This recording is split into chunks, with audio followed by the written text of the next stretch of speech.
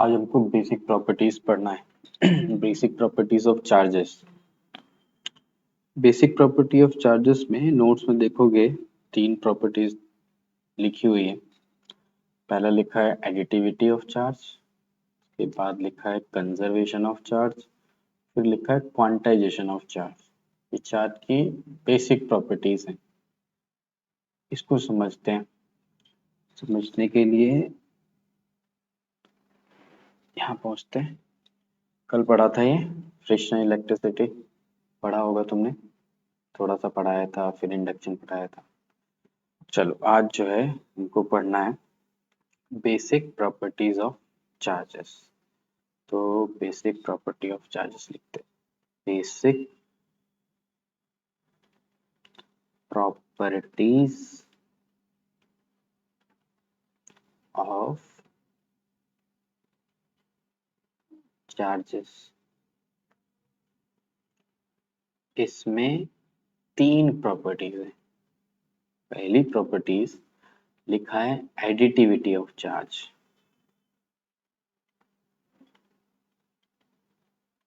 Of charge. दूसरी properties जो है, प्रॉपर्टीज में लिखा है conservation of charge. Conservation of charge.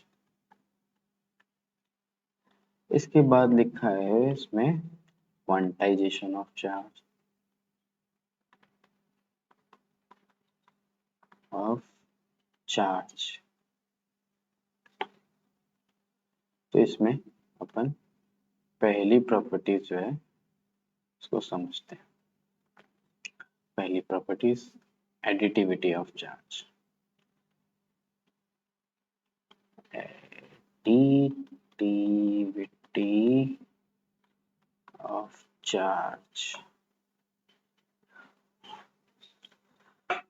अच्छा, एक बात समझो।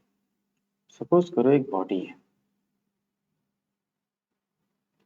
ठीक है, और मेरे पास एक पॉजिटिव चार्ज है और मैं इस चार्ज को इधर मूव कर रहा हूँ बॉडी की तरफ, और मैं क्या देखता हूँ, इधर की तरफ मैं मूव कर रहा हूँ, तो मैं क्या देखता हूँ कि इस डायरेक्शन में मुझे एक फोर्स लगने लगता है या फिर रिपल्शन होने लगती है जब इस बॉडी के पास में आ रहा हूँ।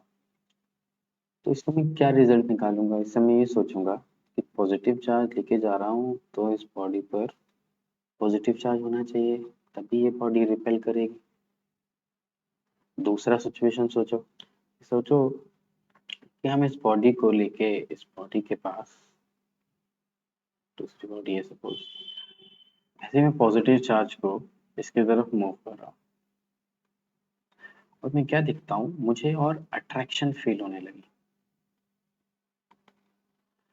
ठीक है, अट्रैक्शन फील हो रही है मतलब मेरे को कुछ ज्यादा ही वो बॉडी अपनी तरफ अट्रैक्ट कर रही है। तो यानी मुझे यहाँ पर, मैं एक वेलोसिटी u से आ रहा था, उस वेलोसिटी में इंक्रीज हो रहा है, यानी वो एक्सेलरेशन हो रहा है। एक्सेलरेशन हो रहा है तो जरूर फोर्स लगा होगा according to Newton second law. Acceleration होने के लिए एक मास m को फोर्स F की जरूरत होती है। ठीक है, तो मेरी स्पीड बढ़ रही है इस डायरेक्शन में, तो इसका मतलब है कि यहाँ कोई फोर्स लग रहा है, तो मैं बोलूंगा कि मैं अट्रैक्ट हो रहा हूँ। और इससे मैं रिजल्ट निकालूंगा कि इसके ऊपर शायद नेगेटिव चार्ज है। क्यों? क्योंकि लाइक चार्जेस जो हैं वो रिपेल करते हैं, ठीक, और अनलाइक चार्जेस जो हैं वो, अनलाइक चार्जेस जो हैं वो अट्रैक्ट करते हैं। ठीक है, एक और सिचुएशन सोच सकते हो कि मैं चार्ज लेके इसकी तरफ आ रहा हूँ, ना ही मुझे रिपल्शन एक्सपीरियंस हुआ, कोई ऐसा फोर्स एक्सपीरियंस नहीं हुआ और कोई ऐसा फोर्स पे एक्सपीरियंस नहीं हुआ, तो मैं बोलूंगा कि इस पर जो है नेट जो चार्ज है, चार्ज वो जीरो है। चार्ज को आमतौर पे क्यू लेटर से डिनोट करते हैं, छोटा क्यू बड़ा क्यू जैसा मर्जी लिख लो। ठीक है, मैं दोनों लिख देता हूँ। कभी छोटा कभी बड़ा। अब ये सब मैं बता क्यों रहा हूँ, सोचो अब ये जो हमको रिजल्ट मिले हैं चार्ज को इस बॉडी की तरफ मूव करने में, यहाँ रिपल्शन हो गया, यहाँ अट्रैक्शन हो गया, ऐसा भी हो सकता है। ये 3 सिचुएशन है जो हो सकती है, ठीक है। हो सकता है कभी तुम सिचुएशन ए ऑब्जर्व करो, हो सकता है कभी तुम सिचुएशन बी ऑब्जर्व करो, हो सकता है कभी तुम सिचुएशन सी ऑब्जर्व करो। तीनों सिचुएशन तुम ऑब्जर्व कर सकते हो, ठीक है। अब ये सोचना है कि ये जो इस पे जरा और ध्यान देते हैं कि ये जो चार्ज है, ये चार्जेस कैसे, मतलब ये कैसे ये रिपेल हुआ, या चार्ज इस पे आया क्या है, कैसे है चार्ज। एक बात सोचो कि कोई भी बॉडी जो है, उस बॉडी के ऊपर, या बॉडी जो है वो एटम से बनी हो सकती है, क्या मॉलिक्यूल से बनी हो सकती है, मतलब बेसिकली एटम से बनी होगी, ठीक है। मॉलिक्यूल ग्रुप ऑफ एटम है, तो अभी अपन ज्यादा वो सब के बारे में नहीं सोचते, सिर्फ एटम के बारे में सोचते हैं कि एटम है, इलेक्ट्रॉन। हर एटम में, किसी भी एटम में क्या बेसिक प्रॉपर्टी हम ऑब्जर्व करते हैं कि हर एटम में इलेक्ट्रॉन्स की संख्या और प्रोटॉन्स की संख्या इक्वल होती है। ऐसा होता है, जैसे हाइड्रोजन का एटम है, उसमें एक इलेक्ट्रॉन और एक प्रोटॉन होता है। हीलियम में 4 इलेक्ट्रॉन और 4 प्रोटॉन होते हैं। और ऐसा हर एटम में होता है, पीरियोडिक टेबल में तुम्हें जितने एटम मिलेंगे सब में ऐसा होता है। हाँ, न्यूट्रॉन की संख्या जो है वो इस दोनों के बराबर होना जरूरी नहीं है। कुछ एटम्स में शुरू में छोटे एटम्स में ही बराबर होती है, उसके बाद जैसे जैसे आप आगे जाओगे और बड़े एटम्स में जाओगे तो आप देखोगे नंबर ऑफ न्यूट्रॉन जो है नंबर ऑफ प्रोटॉन की तुलना में काफी ज्यादा होते हैं। एक एग्जांपल देता हूँ। एक बहुत बड़ा एटम है, दूर है काफी, तुम्हें मिलेगा, यूरेनियम नाम है इसका। इसमें 92 प्रोटॉन्स हैं, लेकिन इसका जो एटॉमिक मास नंबर है वो 235 है। 235, 238, कई सारे आइसोटोप होते हैं इसके। ये क्या है? ये मास नंबर है। ये क्या है? Atomic number.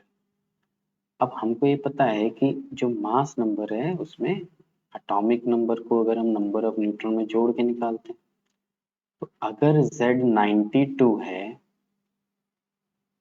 92, और A अगर 235 है, तो न्यूट्रॉन तो 92 से काफी ज्यादा है ना। 92 घटा दो तो न्यूट्रॉन आ जाएगा, तो बहुत ज्यादा है। तो बड़े एटम्स में ज्यादा होता है, छोटे एटम्स में किसी किसी में बराबर होते हैं, ज्यादातर में बराबर, छोटे जो 10-12 तक एटम है उनमें बराबर है।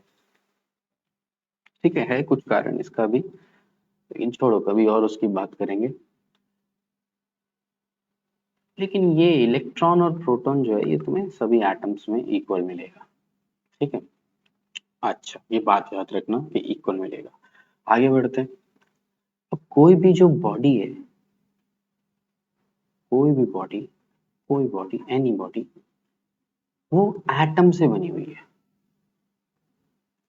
और कहते हैं न्यूट्रल एटम से बनी हुई है। क्या मतलब न्यूट्रल एटम से बनी हुई है? एटम पे कोई चार्ज नहीं। क्या मतलब एटम पे कोई चार्ज नहीं? नंबर ऑफ इलेक्ट्रॉन और नंबर ऑफ प्रोटॉन्स उस पर इक्वल है, यानी अभी कोई इसने इलेक्ट्रॉन लूज नहीं किया है ना कोई इलेक्ट्रॉन गेन किया है, न्यूट्रल एटम। ऐसी बॉडी में जो एटम्स है, हर एक एटम में इलेक्ट्रॉन और प्रोटॉन इक्वल है। तो अब जितने भी टोटल एटम है, अगर सभी में इलेक्ट्रॉन प्रोटॉन इक्वल है, तो मैं कह सकता हूँ ना कि नंबर ऑफ इलेक्ट्रॉन इस बॉडी के अंदर और नंबर ऑफ प्रोटॉन इस बॉडी के अंदर वो बराबर है। तो ये बॉडी एक एंटायरली एज अ होल एक न्यूट्रल बॉडी है, ठीक है। ये बॉडी एक न्यूट्रल बॉडी है। लेकिन सपोज इसके एटम ने इलेक्ट्रॉन लूज कर रखे होते ना, सिचुएशन एक बन जाती कि सपोज करो कि इसके इस एटम ने इलेक्ट्रॉन्स को लूज कर रखा है, कहीं दे रखे हैं इलेक्ट्रॉन। ऐसे एटम्स हैं इसमें जिसने अपने इलेक्ट्रॉन्स को किसी और दूसरे एटम्स को दे रखा है, मतलब कटायंस है केमिस्ट्री में, कटायन सुना होगा, कटायंस की तरह है। तो इसमें क्या होगा फिर, नंबर ऑफ इलेक्ट्रॉन्स कम होंगे नंबर ऑफ प्रोटॉन्स। इस सिचुएशन में इस बॉडी के ऊपर एक्स्ट्रा पॉजिटिव चार्ज रहेगा, ये बॉडी न्यूट्रल नहीं रहेगी, ठीक है। और एक चीज सोच सकते हो कि भाई बॉडी जो है उसने इलेक्ट्रॉन गेन कर रखे हैं, ले रखे हैं, उसके एटम कुछ ऐसे हैं जिन्होंने इलेक्ट्रॉन एक्सेप्ट कर रखे हैं। तो इस सिचुएशन में इलेक्ट्रॉन्स की संख्या ज्यादा होगी प्रोटॉन की संख्या से। इस सिचुएशन में नेगेटिव चार्ज पॉजिटिव चार्ज से ज्यादा होगा और ये बॉडी भी न्यूट्रल नहीं होगी। इसके ऊपर इस बॉडी के सरफेस पे या इस बॉडी में नेगेटिव चार्ज जो है वो होगा। इस सिचुएशन में पॉजिटिव चार्ज को यहाँ लेके आऊंगा, कुछ नहीं एक्सपीरियंस होगा, ना यहाँ कोई फोर्स एक्सपीरियंस होगा, ना यहाँ कोई फोर्स एक्सपीरियंस होगा, नो रिपल्शन, नो, और नो अट्रैक्शन, तो फोर्स ही नहीं एक्सपीरियंस किया। अगर मैं इस बॉडी को यहाँ लेके आऊँ तो मुझे क्या एक्सपीरियंस होगी, रिपल्शन एक्सपीरियंस होगी, क्योंकि बॉडी के ऊपर नेट पॉजिटिव चार्ज है और मेरी जो स्पीड है, मैं अगर एक कांस्टेंट स्पीड u से आ रहा था तो इस कांस्टेंट स्पीड u में नेगेटिव चेंज आएगा, ठीक है। मैं डी एक्सेलरेट करूंगा,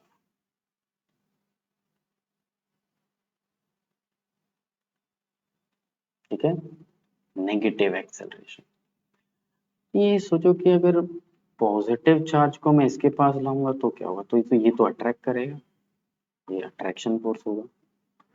अगर अट्रैक्शन फोर्स होगा तो जो भी मेरी वेलोसिटी है वो बढ़ेगी, इंक्रीज करेगी, यानी मैं एक्सेलरेट करूंगा, ठीक है, पॉजिटिव एक्सेलरेशन होगा, पॉजिटिव चेंज इन वेलोसिटी होगा, ठीक है। अच्छा, तो बॉडी इन तीन तरह से बिहेव कर सकती है, लेकिन एक बात सोचो कि ये सब क्या है बाहर जो हम एक्सपीरियंस कर रहे हैं, अट्रैक्शन, रिपल्शन, यहाँ कुछ नहीं हो रहा है, यहीं यहाँ पर देखें तो इस ग्रीन वाली बॉडी में यहाँ पर हमको रिपल्शन एक्सपीरियंस हो रही है। तो ये बाहर जो हम ये एक्सपीरियंस कर रहे हैं रिपल्शन, ये हमको किस वजह से फील हुआ, क्योंकि पॉजिटिव ज्यादा था नेगेटिव कम, ठीक है। मैं ऐसी ऐसी सोच एग्जांपल लेता हूँ, बिल्कुल गलत एग्जांपल है, 10 मान लो 100 इलेक्ट्रॉन थे, है ना, और 110 प्रोटॉन थे, तो पॉजिटिव चार्ज ज्यादा था, तो ये बॉडी में 10 जो एक्स्ट्रा प्रोटॉन्स हैं इसका पॉजिटिव चार्ज, तो हमको इस 110 प्रोटॉन्स के पॉजिटिव चार्ज की वजह से रिपल्शन नहीं एक्सपीरियंस हुआ, ना हमको इस 100 इलेक्ट्रॉन की वजह से अट्रैक्शन फील हुआ, हमको ये नेट जो 10 एक्स्ट्रा प्रोटॉन है उसकी वजह से रिपल्शन एक्सपीरियंस हुआ। तो हमको नेट चार्जेस से इस फोर्स, जिसको इलेक्ट्रोस्टैटिक फोर्स बोलते हैं, आगे हम ये पढ़ेंगे थोड़ी सी देर में, ये जो मुझे फोर्सेस के एक्सपीरियंस हैं, ये मुझे कितने इलेक्ट्रॉन है कितने प्रोटॉन है इससे नहीं एक्सपीरियंस होता, एक्सपीरियंस होता है कि net number of electron proton कितने, इनको आप घटा देंगे, नेट नंबर ऑफ इलेक्ट्रॉन्स या प्रोटॉन्स हमको पता लग जाएगा, ठीक है। तो नेट चार्ज इम्पोर्टेंट है, नेट चार्ज। बाहर से हम देख रहे हैं कि ये बॉडी किसी बाहर के चार्ज के साथ जो बिहेव करेगी वो इस बात पर डिपेंड करता है कि नेट चार्ज कितना है। चार्जेस अपने गुण को ऐड होकर एनवायरनमेंट में रिप्रेजेंट कर रहे हैं, ठीक, ये चार्जेस आपस में ऐड होके एनवायरनमेंट में फोर्स एक्सर्ट कर रहे हैं, ठीक है। इस प्रॉपर्टी को, अगर कहीं पर कलेक्शन ऑफ चार्ज हो तो हमेशा चार्ज ऐसे बिहेव करते हैं, तो चार्जेस के कलेक्शन की इस प्रॉपर्टी को हम बोलते हैं एडिटिविटी, एडिटिविटी ऑफ चार्ज, ठीक है। एक बार वापस चलते हैं नोट्स के ऊपर। नोट्स कहाँ है ये? Additivity of charge. This property by virtue of which total charge of the system obtained by a simple adding. Simply तुम चार्जेस के मैग्नीट्यूड को ऐड कर दो, जमा है जमा लिख के, घटा है घटा लिख के ऐड कर दो उसको, तो आपको नेट चार्ज पता लग जाएगा। और ये किसी भी बॉडी की प्रॉपर्टी है, मतलब बाहर से जो एक्सपीरियंस होगा हमें फोर्स, वो इसी चार्ज की वजह से होगा। बेसिक प्रॉपर्टी है चार्ज की। ये कहना चाहिए चार्ज के कलेक्शन की, ठीक है, चार्ज के कलेक्शन की ये बेसिक प्रॉपर्टी है। Find out total charge of the system if it has 4 charges are गायब है, इसमें लिख देता हूँ मैं यार, गायब है तो हम लिख देते हैं यार 4 charges Q1 Q2 Q3 Q4, 4 charges हैं। फाइंड आउट टोटल चार्जेस, अरे तो अभी तो ऊपर लिखा हुआ है कि कैसे निकालना है हमको इसमें टोटल चार्ज। टोटल चार्ज जो है वो क्या है? टोटल चार्ज है सारे चार्जेस को जोड़ देना है, तो Q1 plus Q2 plus Q3 plus Q4 भी है। अब इन सारे चार्जेस का सम यहाँ लिख दो, 3 कूलाम, ठीक है, फिर है 2 कूलाम, फिर है 1 कूलाम, फिर है 3 कूलाम, ये जमा का ये घटा का था, 3 से 3 कैंसिल हो जाएगा, नेट कितना बचेगा? 3 कूलाम पॉजिटिव चार्ज बच जाएगा। छोटा क्यों भी लिखते हैं, टोटल 3 कूलाम चार्ज, ठीक है। अच्छा, वापस चलते हैं, अगली प्रॉपर्टी भी समझनी है हमको। अगली प्रॉपर्टी के लिए यहाँ फिर से अगली प्रॉपर्टी के लिए अगले पेज पर चलते हैं। दूसरी प्रॉपर्टी है, क्या है दूसरी प्रॉपर्टी? बोलो।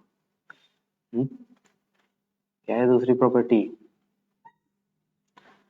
दूसरी प्रॉपर्टी है conservation of charge. Conservation of charge, ठीक है। तो थोड़ी सी फालतू की बातें करते हैं इसमें पहले, ठीक है। ये जो चार्ज है ये कंजर्व्ड है। अब इसे तो बहुत बार तुमने सुना है, conservation of mass, conservation of क्या कहते हैं उसे, एनर्जी। सेम ऐसा लिखा रहता था, conservation of mass, conservation of energy. क्या बोला करते थे इसमें कंजर्वेशन ऑफ मास में? मास can neither be destroy nor be created, आगे, इन अ केमिकल रिएक्शन। मतलब केमिस्ट्री में ये डेफिनेशन जो है बड़ी इंपॉर्टेंट है रिएक्शंस को समझने के लिए। फिर हमने एनर्जी, एनर्जी के बारे में तुमने पढ़ा होगा, पर शायद 9वीं क्लास में भी होता है। तो एनर्जी, क्या कहता है एनर्जी कंजर्वेशन का law? Energy can neither be create nor be destroy. तो एनर्जी ने तो क्रिएट हो सकती है ना उसको आप बना सकते हो। मुझे नहीं पता आप इस बात का मतलब अभी समझते हो कि नहीं समझते हो कि स्टेटमेंट का मतलब क्या है, लेकिन बिल्कुल ऐसे ही चार्ज में भी हम कह सकते हैं, जैसा हम एनर्जी में कहते हैं कि जो चार्जेस हैं लिखा हुआ है वहां पर, ठीक है, मैं यहाँ शॉर्टकट में लिख देता हूँ कि it state charge, total charge can neither be created nor be destroyed। अच्छा, ठीक है, समझ में आया होगा तुमको। It state that way total जितना भी चार्ज है दुनिया में, दुनिया यूनिवर्स जो भी है, ये टोटल चार्ज को जो है आप ना तो उसमें कोई बढ़ोतरी कर सकते हो ना इसको कम कर सकते हो, ठीक है। जो टोटल चार्ज है ब्रह्मांड में वो है। अच्छा, लेकिन एक बात जो है, वो सवाल एक है जो आप पूछ सकते हो कि सर ये तो ठीक है कि टोटल चार्ज जितना भी ब्रह्मांड में है, यूनिवर्स में है, वो तो फिक्स है ना, उसको आप बढ़ा सकते हो ना कम कर सकते हो, मास जैसा एनर्जी जैसा हम इसको समझ लेते हैं। लेकिन एकदम शुरू में, शुरुआत में ये सब चार्ज आया कैसे होगा? कहीं से तो आया होगा, या सब कुछ ऐसा ही शुरू से है, ऐसी इस बात को मान लिया जाए। तो बिल्कुल शुरू में ये चार्ज कहाँ से आया?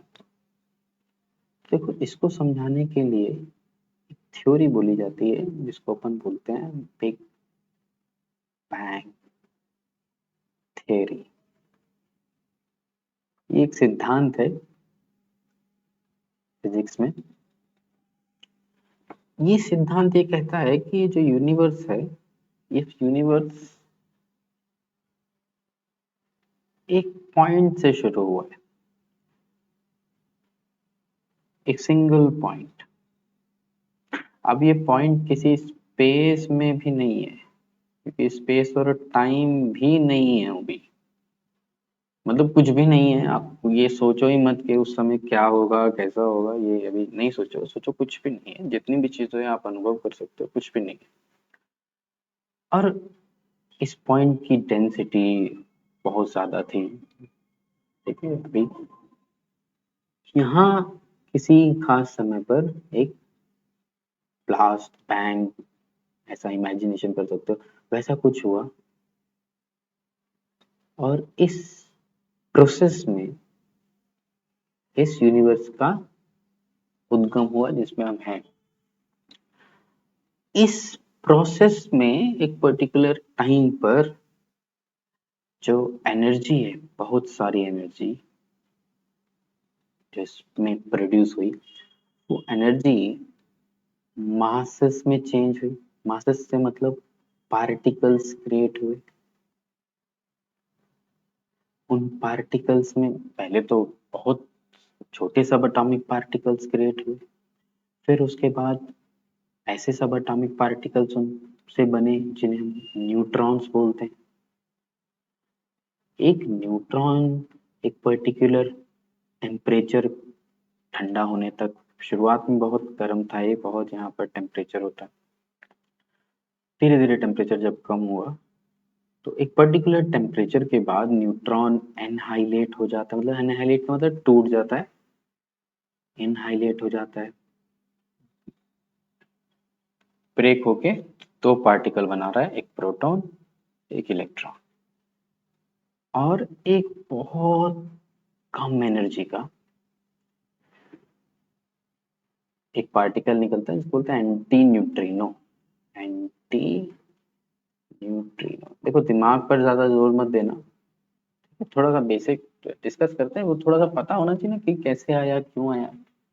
ठीक है, अब ये थ्योरी में क्या है, डिटेल बहुत होगी, बड़ी सी थ्योरी होगी। ठीक है, काफी कुछ पढ़ने को होगा इसमें, लेकिन हम थोड़ी सी जान लेते हैं कि पता हो कि भाई फिजिक्स में इस सवाल का जवाब मिलेगा किधर। कि अगर हम पूछें कि भाई चार्ज आया कहाँ से, तो हमको पता हो, देर पढ़ लेना, आगे और पढ़ लोगे। अच्छा, तो ये प्रोटॉन, इलेक्ट्रॉन और एंटी न्यूट्रिनो यहाँ से प्रोड्यूस हुआ। अब प्रोटॉन और इलेक्ट्रॉन से हाइड्रोजन एटम बना, इसीलिए हमको यूनिवर्स में बहुत सारी हाइड्रोजन मिलती है। तो इस प्रोसेस में जो न्यूट्रॉन्स क्रिएट हुए, सब एटॉमिक पार्टिकल क्रिएट हुए, न्यूट्रॉन्स क्रिएट हुए, फिर न्यूट्रॉन से हमको ये प्रोटॉन इलेक्ट्रॉन मिलते हैं। कहते हैं कि इस समय जो एनर्जी मास में बदली, बस वही उस समय जो पार्टिकल क्रिएट हो गए, वो पार्टिकल फिक्स है। अगर वो पार्टिकल फिक्स है तो यानी नंबर ऑफ प्रोटॉन्स और नंबर ऑफ इलेक्ट्रॉन इस समय जो बने वही अब तक होंगे। तो इसका मतलब जितने भी नंबर ऑफ प्रोटॉन इस प्रोसेस में प्रोड्यूस हुए, उतने ही नंबर ऑफ प्रोटॉन आज तक अभी तक हैं, ना तो नष्ट हुए बीच में और ना ही क्रिएट हो सकते। और इलेक्ट्रॉन्स के साथ भी ऐसे, इतने जितने इलेक्ट्रॉन प्रोड्यूस होंगे वो भी उतने ही होंगे। ठीक, तो ये जो लॉ है, state that total charge can neither be create not be destroy, ये कहता है आफ्टर बिग बैंग। जब बिग बैंग हो गया, पार्टिकल्स बन गए, टोटल पॉजिटिव और नेगेटिव चार्ज पार्टिकल जितने बनने थे क्रिएट हो गए, उसके बाद से पार्टिकल ना तो कोई डिस्ट्रॉय हुआ, ना कोई नया पार्टिकल क्रिएट हुआ। ठीक है, ठीक है। अब ये इतना सिंपल नहीं है कैसे बोलते, लेकिन बैकग्राउंड है उसका कुछ। तो कंजर्वेशन ऑफ चार्ज का जो है ये मतलब है। एक तीसरी प्रॉपर्टी है। तीसरी प्रॉपर्टी क्या है, भूल गए होगे? तीसरी प्रॉपर्टी क्या है? बोल रहे हो? तीसरी प्रॉपर्टी क्या है? Quantization of charge.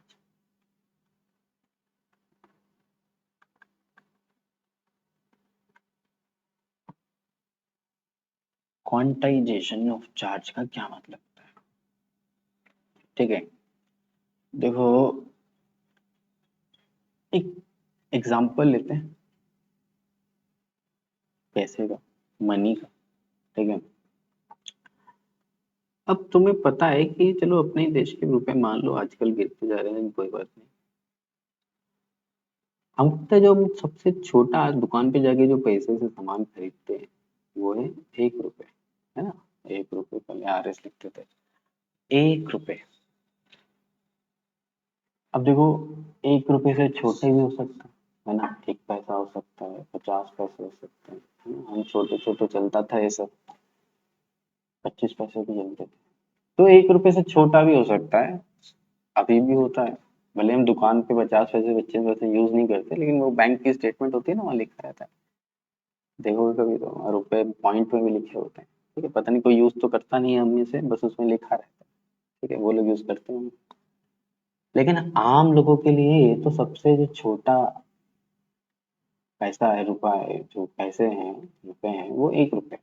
अगर मान लेते हैं कि ना पैसे वैसे नहीं होते, दुनिया में जो सबसे कम से कम देश में जो सबसे छोटे से छोटे जो रुपए हैं वो 1 रुपए हैं। ठीक है, ना तो कोई 1 रुपए से कम किसी से लेता है, ना कोई 1 रुपए से कम किसी को देता है, 1 रुपए देता है। तो अब सोचो कि एक आदमी है, ठीक है, और एक दूसरा आदमी है, इनके बीच में कोई ट्रांजेक्शन हुआ। ठीक है, तो ये आदमी अगर इसको 10 रुपए दे रहा है कुछ सामान लेने के लिए, तो शायद हाँ 10 रुपए का सामान शायद कोई बेचता होगा, ही होगा, दुकान होगी इसकी कुछ। तो 10 रुपए का सामान देगा, 10 रुपए देगा, 10 रुपए का सामान दे देगा इसको। अगर ये 100 रुपए देगा इसको, तो इसको 100 रुपए का सामान मिल जाएगा। लेकिन अगर ये इसको चलो 75 रुपए भी दे देगा, तो 75 रुपए का कोई सामान ले सकता है। लेकिन क्या ये आदमी अगर इस आदमी को 5 रुपए प्लस 50 पैसे दे, तो ये क्या इसको दे पाएगा? नहीं, मैंने क्या बोला, क्योंकि 1 रुपए से छोटी ट्रांजेक्शन नहीं हो सकती सिर्फ। तो 5 का तो कुछ ले सकता है, लेकिन आधा होता ही नहीं है, ये हमने क्या बोला, है ही नहीं है ऐसा कुछ। तो दुनिया में अगर 1 से कम है ही नहीं, तो कोई 1 से छोटा तुमको दे रहा है, कैसे दे सकता है जब होता ही नहीं है वो तो। ठीक है, जिन भी चीजों के साथ ऐसा हो सकता है, ऐसे समझो आप। ठीक है, कंफ्यूज हो गए हो अगर एग्जांपल में, तो कोई बात नहीं, समझो। ये सीधी सी बात है कि ये बॉडी है, इलेक्ट्रॉन मैं इस बॉडी में ऐड कर सकता हूँ, इसमें मैं 1 इलेक्ट्रॉन डाल सकता हूँ। ठीक है, इसमें मैं 10 इलेक्ट्रॉन डाल सकता हूँ, इसमें मैं 100 इलेक्ट्रॉन डाल सकता हूँ। लेकिन मैं क्या इसमें 6.5 इलेक्ट्रॉन डाल सकता हूँ? कैसे डालूंगा? 6 इलेक्ट्रॉन डाल दूंगा, फिर आधा इलेक्ट्रॉन तो होता ही नहीं है। इलेक्ट्रॉन से छोटा पार्टिकल नेगेटिव है ही नहीं, सबसे छोटा पार्टिकल है नेगेटिव ही। तो मैं आधा इलेक्ट्रॉन नहीं डाल सकता इसमें। तो मैं ये कैसे, और ना एक और बात सोच लो, मैं इसमें क्या कहते हैं 3.25 इलेक्ट्रॉन भी नहीं, अब आधा ही नहीं होता तो आधे का आधा कैसे होगा? इतने इलेक्ट्रॉन भी नहीं डाल सकता इसमें। तो उल्टा भी आप सोच सकते हो कि एक बॉडी है, उससे मैं 10 इलेक्ट्रॉन निकाल सकता हूँ। ठीक है, मैं उससे 25 इलेक्ट्रॉन निकाल सकता हूँ। लेकिन अगर मैं उससे सोचूं है कि भाई 33.33 इलेक्ट्रॉन, कैसे 33 इलेक्ट्रॉन तो निकल जाएंगे, 0.33 इलेक्ट्रॉन का, इलेक्ट्रॉन से छोटा पार्टिकल होना नहीं चाहिए, होगा तभी तो निकल सकता है।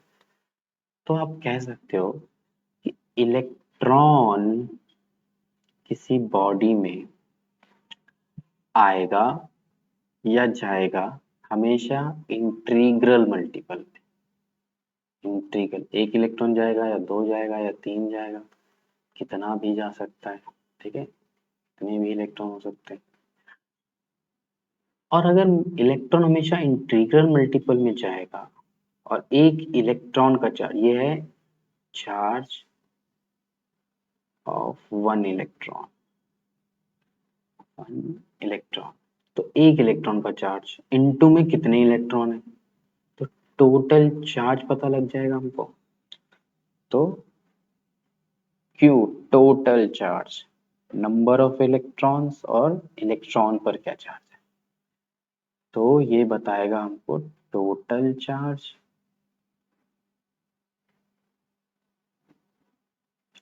ये बताएगा नंबर ऑफ इलेक्ट्रॉन, ये है चार्ज ऑफ वन इलेक्ट्रॉन और प्रोटॉन। तो इलेक्ट्रॉन प्रोटॉन पे जो चार्ज होता है उसका मैग्नीट्यूड इक्वल होता है। अगर मैं इस फॉर्मूले से सिर्फ चार्ज का मैग्नीट्यूड दिखाना चाहता हूँ, तो मैं पॉजिटिव नेगेटिव दोनों चार्ज दिखाना चाहता हूँ, तो बस मेरे को नेगेटिव नहीं लगाना, तो मेरे को सिर्फ अमाउंट ऑफ चार्ज पता लगेगा। तो एक एन नंबर ऑफ इलेक्ट्रॉन्स या नंबर ऑफ इलेक्ट्रॉन का चार्ज है, तो इलेक्ट्रॉन के अमाउंट निकालोगे तो सिर्फ इलेक्ट्रॉन का चार्ज कितने हैं, टोटल चार्ज दे देगा तुमको। तो ये हमने कितनी क्वांटिटी चार्ज की एक जगह से दूसरी जगह जाएगी, हमने बोला कि एक इलेक्ट्रॉन के चार्ज के मल्टीपल में जाएगी। ठीक है, तो हम चार्ज की क्वांटिटी जो फ्लो करेगी पॉइंट ए से पॉइंट बी तक, वो हमेशा क्यू के हिसाब से, मतलब एन के मल्टीपल में ही करेगी। है, एक इलेक्ट्रॉन गुजर रहा होगा, 100 गुजर रहे होंगे, 200 गुजर रहे होंगे, लेकिन 7.5 इलेक्ट्रॉन यहाँ से नहीं गुजर रहे होंगे। इस प्रॉपर्टी चार्ज जब पास करे, गुजरे एक जगह दूसरी जगह आए जाए, तो वो हमेशा इस प्रॉपर्टी को ओबे करता है, हमेशा इंटीग्रल मल्टीपल में ही आता जाता है। ठीक है, इसको बोलते हैं हम क्वांटाइजेशन ऑफ चार्ज। ठीक है, डेफिनेशन तुम्हें उसमें मिल जाएगी, यहाँ तो मैंने समझाया है वैसे। अच्छा, अब एक क्वांटाइजेशन केस में एक बात और समझ लो, एक क्वेश्चन पूछेगा कभी कभी। क्या क्वेश्चन पूछेगा, बोलेगा कि in case of large system of charge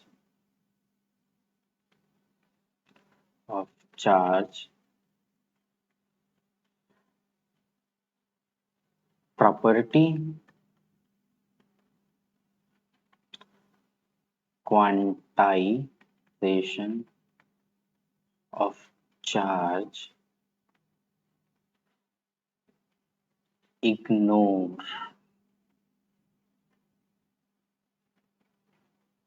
y।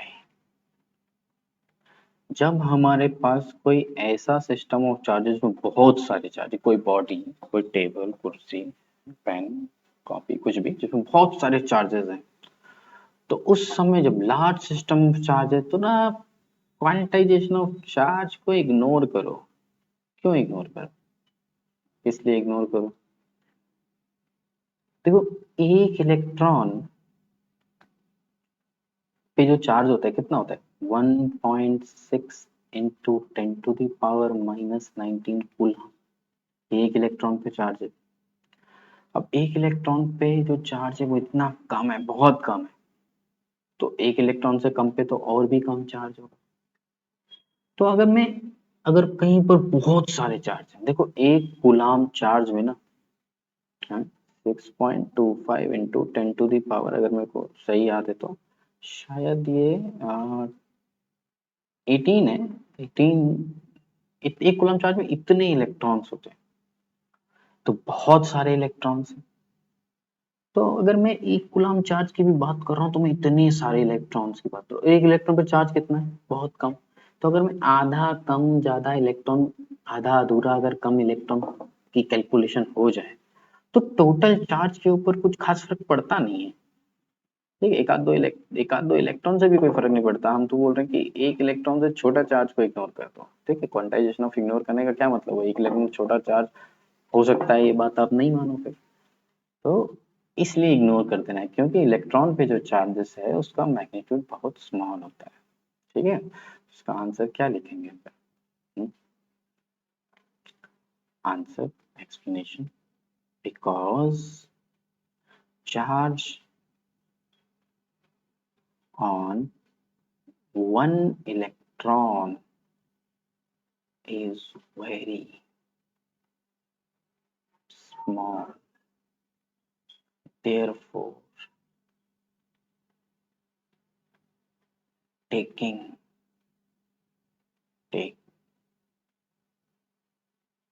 account of quantization of charge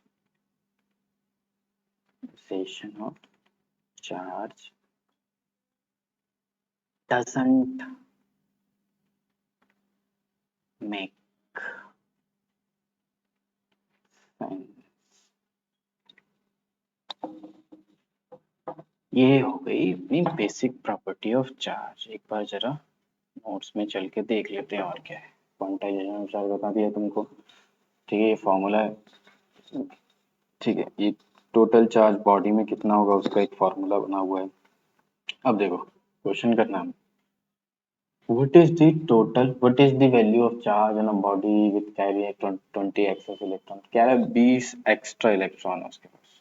क्या है, 20 एक्स्ट्रा इलेक्ट्रॉन है। तो नंबर ऑफ इलेक्ट्रॉन कितने हैं उसके पास, 20। किससे डिनोट किया था हमने इसको, स्मॉल n से। Charge on electron, charge on electron क्या होता है, 1.6 इंटू 10⁻⁻19। नेगेटिव होता है तो हमको पता ही है, ठीक है। मैग्नीट्यूड निकालना है उसको तो पता ही है, नेगेटिव इलेक्ट्रॉन बोल तो दिया उसने। क्यू, क्यू कैसे निकालो, कैसे डिनोट किया था इसको, इसे किया था एन ई, ठीक है। तो लिखेंगे यहाँ पर ये फॉर्मूला अभी पढ़ा क्वांटाइजेशन में, ठीक है। तो एन कितना है, 20 1.6 इंटू 10⁻⁻19, ठीक है। इस 0 से इस 19 का एक कम कर दो, 2 से इसको गुणा कर दो, 16 है 32, 3.2 इंटू 10⁻, एक कम हो जाएगा 18, ठीक है, गुना, ठीक है। इतना चार्ज जो है इस बॉडी के ऊपर है। फिर ये एक चार्ज है, if a body gives out 10⁻9 electrons पर second, how much time it's required to get the total charge of 1 coulomb from it। NCERT का क्वेश्चन है, शायद एग्जाम्पल है। तो ये क्वेश्चन बढ़िया क्वेश्चन है, जबरदस्त है, ठीक है। तुम इसको एक बार करोगे, ठीक है, और मुझे बताओगे, व्हाट्सएप पे मुझे बताओगे कि ये क्वेश्चन जो है तुम्हें समझ में आया कि नहीं आया, तुमसे हुआ कि नहीं हुआ, ठीक है। अगर कोई एक भी बोल देगा कि सर मैं बताओ, तो मैं तुम सवाल को करके दिखाऊंगा, ठीक है। लेकिन नेक्स्ट क्लास में या चलो नेक्स्ट वीडियो में, ठीक है। अभी देख लेते हैं आगे क्या है अपना, ठीक है।